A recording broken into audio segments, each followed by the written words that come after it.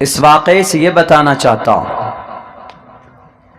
دوبارہ اقتدار میں آپ آئے ہیں، بہت اچھی بات ہے۔ ہم تو دعا کرتے ہیں کہ اللہ آپ سے صحیح کام لے اور آپ قوم کے حق میں وہ کام کریں جو ان کے حق میں، سماج کے حق میں، ہمارے بھارت کے حق میں بہتر۔ تو ایک بھی بڑے اسپیکر نظر نہیں آتے، بڑے بڑے جلسے کے منچ میں بولتے یہاں موب لنچنگ ہو گیا، وہاں موب لنچنگ ہو گیا، دھارا 14 کے اوپر عمل نہیں ہوا، ایکوالٹی بیفور لا دھارا 21 کے اوپر عمل نہیں ہوا، انڈین کانسٹیٹیوشن کا personal liberty, protection of life and personal liberty بات تو کرتے ہیں، لیکن جس کا ملک، جس کے ساتھ یہ حادثہ جو زد میں آیا ہے، جو انسان جس کا بچہ کھویا یا جس کے شوہر اور پتی کو موب لنچنگ کیا گیا، جس کو مارا گیا، اس کو قانونی مدد کی ضرورت پڑتی۔ قانونی اعتبار سے ویسے تو بہت پروٹیسٹ کریں گے، جسٹس فور فلاں، جسٹس فور فلاں، جسٹس فور فلاں، لیکن جب زمینی سطح پر کاغذی اعتبار سے، لیگلی اعتبار سے جب کارروائی کی بات آتی ہے تو کوئی آگے بڑھ کر اس کا ہاتھ تھامنے کے لیے تیار نہیں ہوتا۔ مجھے بتائیے تقریباً 300 لوگوں کا موب لنچنگ ہوا جو ریکارڈڈ ہے، کم سے کم 100 تو ریکارڈڈ ہے، ان میں سے کس کا کیس کون لڑ رہا ہے؟ کوئی مائک حلال مجھے بتائے کہ میں فلاں کا کیس لڑ رہا ہوں، میں اخلاق کا کیس لڑ رہا ہوں، میں جنید کا کیس لڑ رہا ہوں۔ اگر مضبوطی کے ساتھ پیروی ہوتی، اگر اس کو 307 اور 302 کا اور 153A 153B کے تحت اگر کیس فائل کیا جاتا تو آج یہ جتنے بھی ڈاکو تھے، لٹیرے تھے، یہ باہر نہیں آتے بیل پہ رہا ہو کر باہر گھوم رہے ہیں۔ کیوں؟ ہم تقریر تو کر لیتے لیکن زمینی سطح پر ہم ان کی مدد کے لیے تیار نہیں ہوتے۔ ہمارے جو کی ہاتھ میں ہوا، بڑی بڑی لمبی تقریریں کرنے والے، مضبوط تنظیمیں بھارت کی، ہر اعتبار سے کوئی اس کا گھر بنانے والا نہیں، اس کی بیوی آج بے گھر ہو گئی۔ کہاں گیا قوم کا پیسہ؟ کیوں نہیں آپ کے پاس لیگل سیل؟ کیوں نہیں آپ کے پاس مسجد کے اوپر کیس لڑنے کا کوئی وکیل؟ کیوں نہیں آپ کے پاس یونیورسٹی ہے کہ بچے اسکارف لگا کر تعلیم حاصل کریں؟ کیوں نہیں اس قوم کے پاس میڈیکل کالج؟ کشن گنج میں جیسوال کے کالج میں جائیں گے، کٹھیار جائیں گے، ارریا پورنیا میں کالج نہیں، میڈیکل یونیورسٹی نہیں، ہمارے بچے یوکرین جاتے، کتنے کی تعداد ہماری؟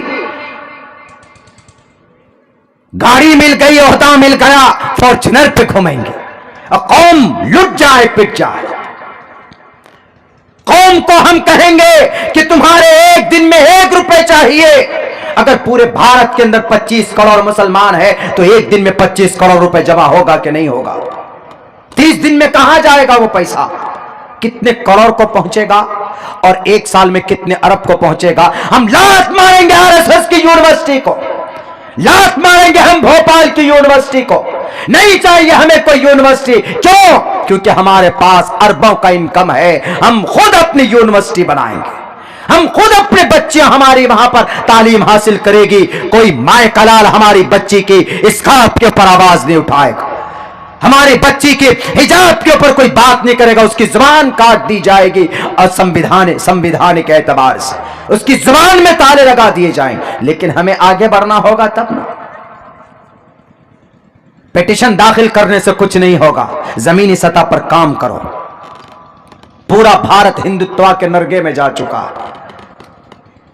کیا سوچ رہے ہیں ہم لوگ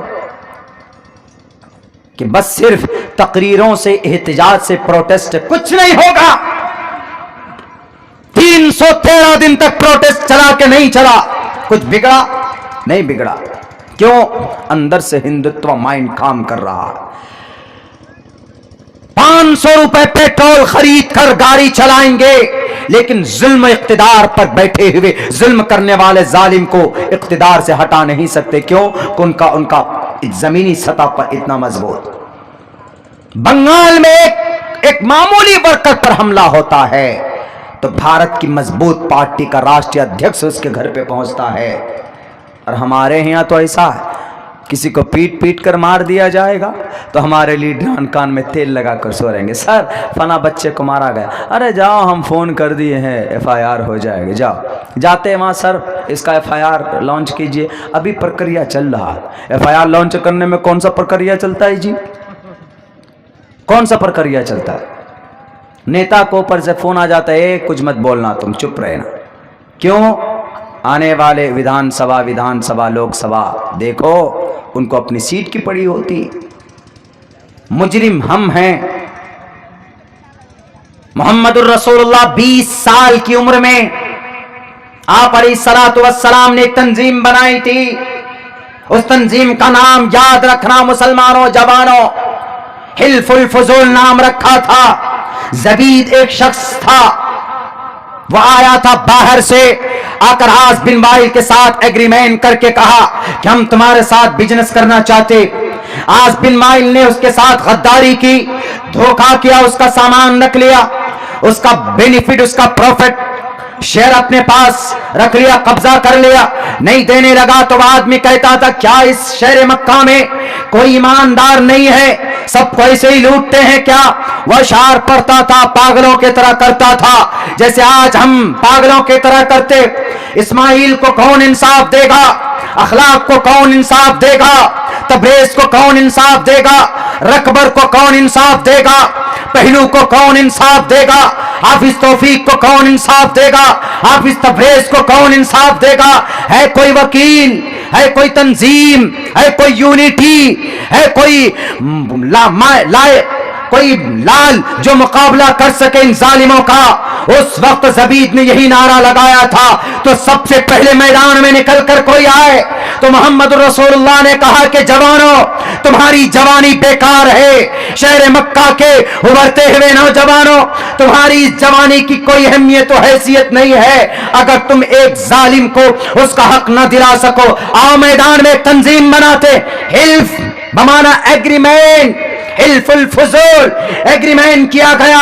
एक सोसाइटी, एक ऑर्गेनाइजेशन, एक ट्रस्ट, एक फाउंडेशन को रजिस्टर्ड किया गया और सबके हाथ में सारे कबीले के एक एक लोगों को लेकर खड़ा किया कि अगर किसी के ऊपर जुल्म होगा, अगर किसी के साथ ना इंसाफी होगी तो हम खड़े होंगे। वो तंजीम के लोग उस अल्लाह के नबी अलैहिस्सलाम नबूवत मिलने के बाद उस तंजीम से हटे, वरना मोहम्मद रसूलुल्लाह ने नबूवत के मिलने के बाद भी ये कहा था कि अगर मुझे नबूवत न मिलती, मैं अपनी जिम्मेदारी में अगर बिजी न होता तो मुझे अगर कोई सुर्ख ऊंट भी देता तो मैं उस तंजीम से अपने आप को अलग नहीं करता। यानी उस तंजीम में रहकर सोशल काम करना इतना महान। तो मोहम्मद रसूलुल्लाह ने यह कहा कि जबीद क्या प्रॉब्लम है, आओ सामने। कबीले के सारे लोगों ने मिलकर के मामला हल किया और गए आस बिन वाइल के पास, कहा कि आस बिन वाइल, क्या तुम्हारे अंदर इतनी बेगैरती आ गई? तुम कैसे इसका हक ले सकते हो? जब चारों तरफ से प्रेशर डाला गया तो आस बिन वाइल मजबूर हुआ जबीद को उसका हक देने का। जबीद को उसका हक पहुंचाया गया। कौन सी तंजीम? 20 साल की उम्र, मोहम्मद रसूलुल्लाह के हिल्फुल फुजूल के जरिए से। और आज हमारे पास कोई फ्यूचर प्लान नहीं, कोई फ्यूचर प्लान नहीं हम मुसलमानों का। ना हमारे पास, हम संगठित है, हर एतबार से गांव के एतबार से हम बिखर जाते हैं, मोहल्ले के एतबार से बिखर जाते हैं, तंजीमी सतह पर इतने कन्फ्यूज़न में हैं लोग किसके साथ जाए। जितनी भी तंजीमें हमारी भारत के अंदर हैं, चाहे वह दानिश्वरों की है, वो मखसूस लोगों की है, तो हम अल्लाह से दुआ करते हैं कि अल्लाह इन तंजीमों को और मजबूत करे और मजबूत करे और बढ़कर हम इन सब तंजीमों को और मजबूत करें ताकि हम अपना हक ले सकें। मेरी बात कड़वी लगी होगी लेकिन ये बात पॉइंट की।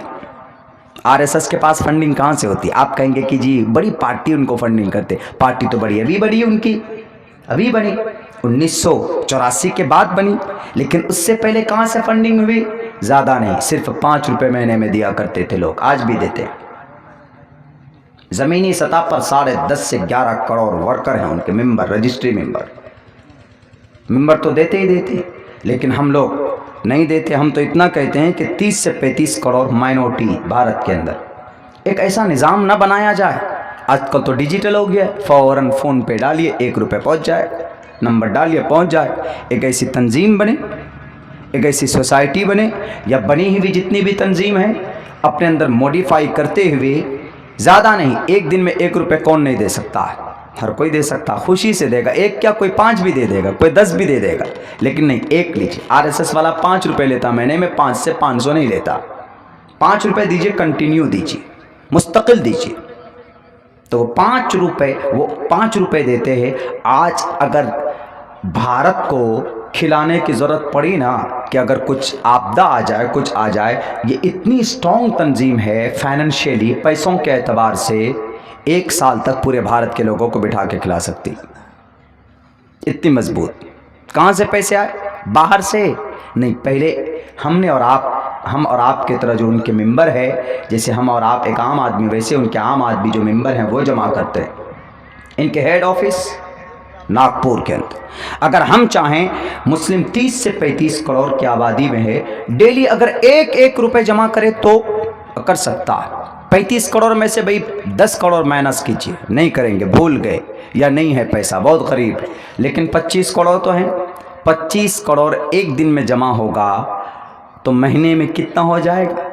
ملٹی اپلائی کیجئے، کہاں پہنچے گا؟ کتنے ارب پہنچے گا؟ اور سال میں کتنے خرب، کہاں تک پہنچ جائیں گے؟ کتنے بلین میں پہنچ جائیں گے؟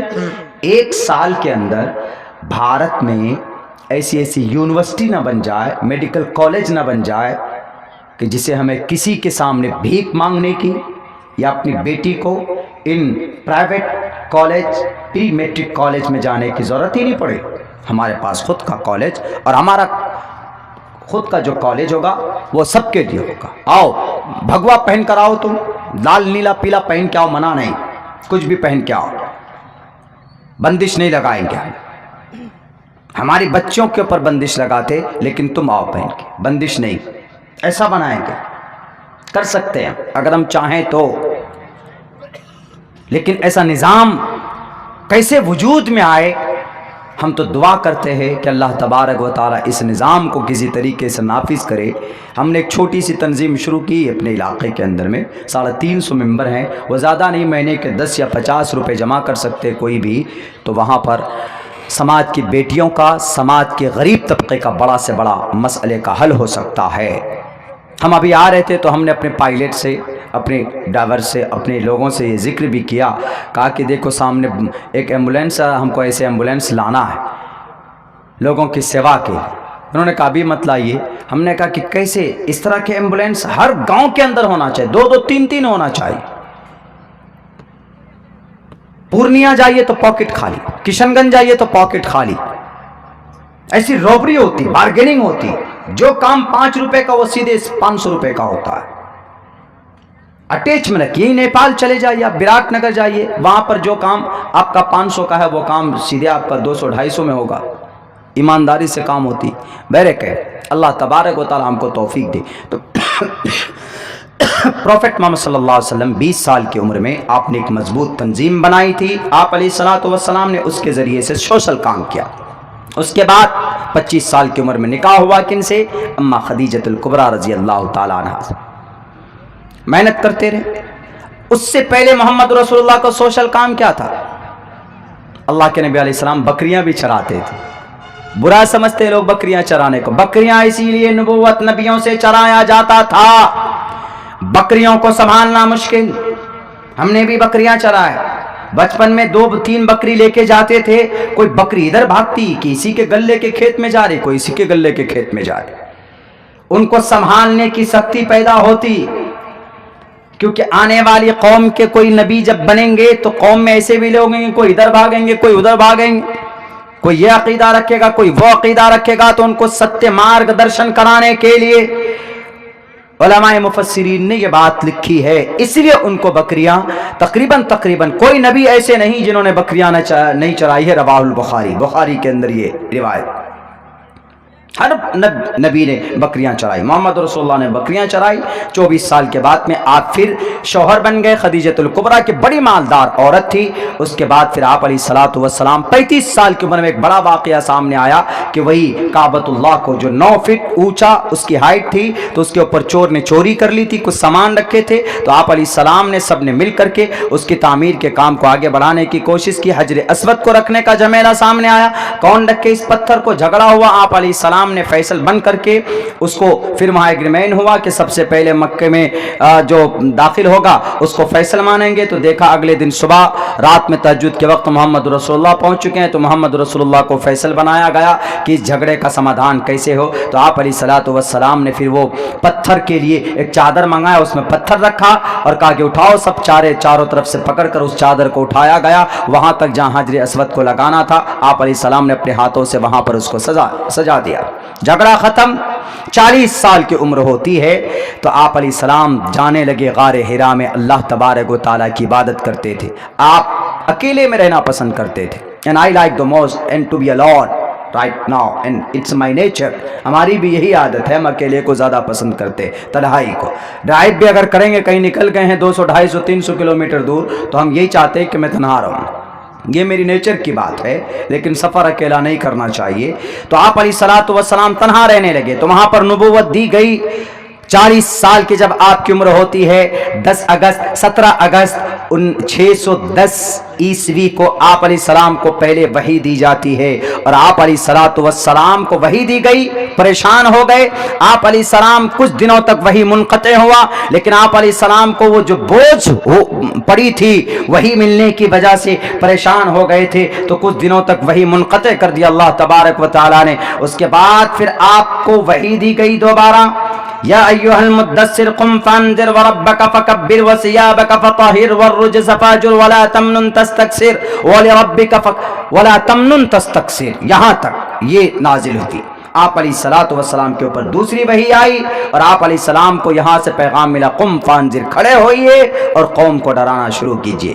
یہیں سے ہے ویداہمیت پروش مہانیما، ویداہمیت پروش اشٹو گنہ پروشم دیپینتی، ایک ایسے مہان انسان جو لوگ محمد رسول اللہ کو انسان نہیں مانتے، نہ معلوم کیا مانتے ہوں، سنسکرت کے اس منتر میں موجود ہے وید پروش مہانیما، ویداہمیت پروش مہانیما اشٹو گنہ پروشم دیپینتی، پروشم انسان، دیپینتی روشن چراغ، اقرأ بسم ربک الذی خلق، یہ روشن چراغ ہے۔ یا ایھا المدثر قم فانذر، یہ روشن چراغ ہے۔ آپ علیہ الصلوۃ والسلام نے لوگوں کے سامنے میں پیش کی۔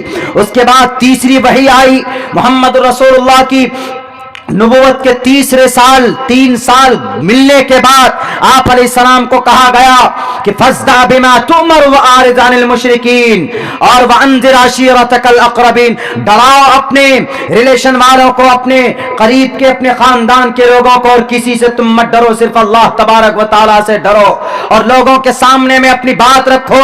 وہ جو 360 بتوں کی پوجا کرتے تھے، اندھکار میں تھے، تو اللہ کے نبی علیہ الصلوۃ والسلام کو جو وحی دی گئی، جو قرآن دیا گیا، پروشم دیپینتی پرگیا چکولم چدم شروتن پراکرمش، اس سے پہلے طاقتور تھے، جنگ فجار میں داخل ہو چکے تھے، بہو پراکرمش بہو بھاشتا چ یتھا شکتی دانم یتھا شکتی کرتگیتا چ، کسی سے ڈرتے نہیں تھے، آس بن وائل کے سامنے کھڑے ہو گئے تھے، یتھا شکتی طاقت کے پہاڑ محمد رسول اللہ جب رکانا کے سامنے گئے، ایک ہاتھ میں اٹھا کر پٹخ دیا۔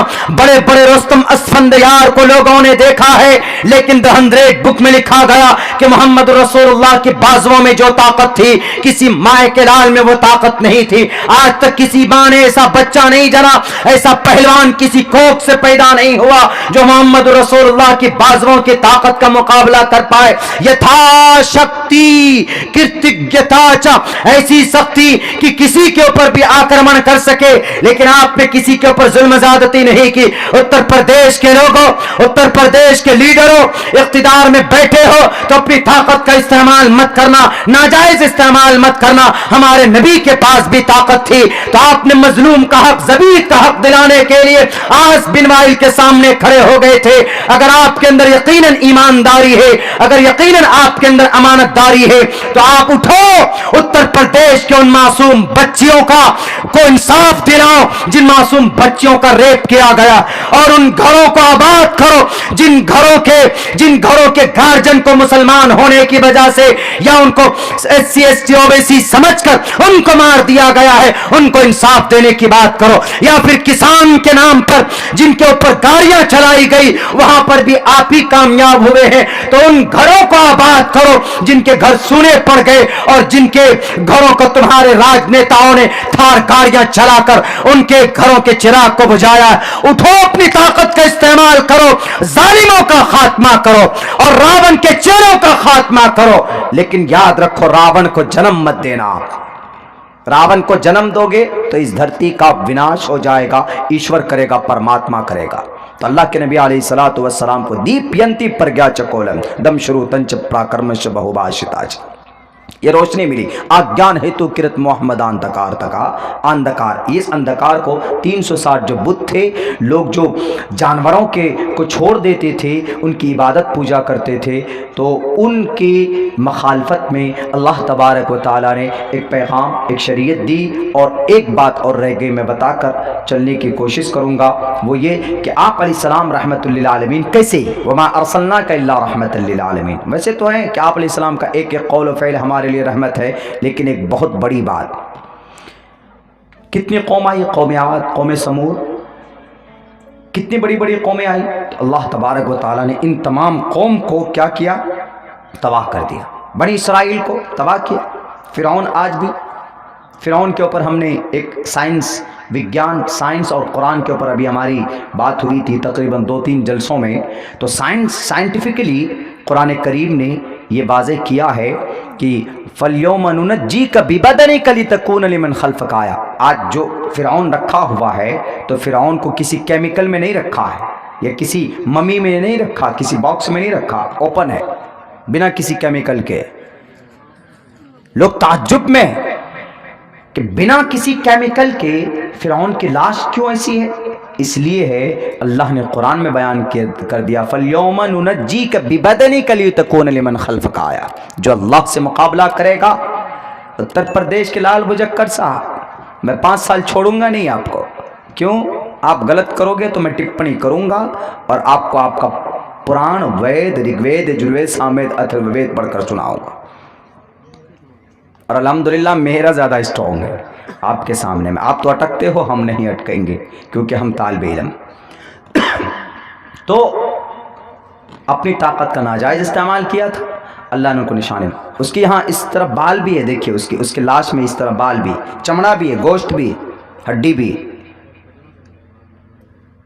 وہ فرعون پوری قوم کو تباہ کر دیا. قوم عاد تباہ، قوم سمود، حضرت لوط علیہ السلام کی قوم فجعلنا عالیہا سافلہا، آسمان 7واں آسمان پر لے کر گئے. حضرت جبرائیل امین چیخ سنی 7ویں آسمان کے مخلوق نے، بچاؤ بچاؤ، ہیلپ می ہیلپ می.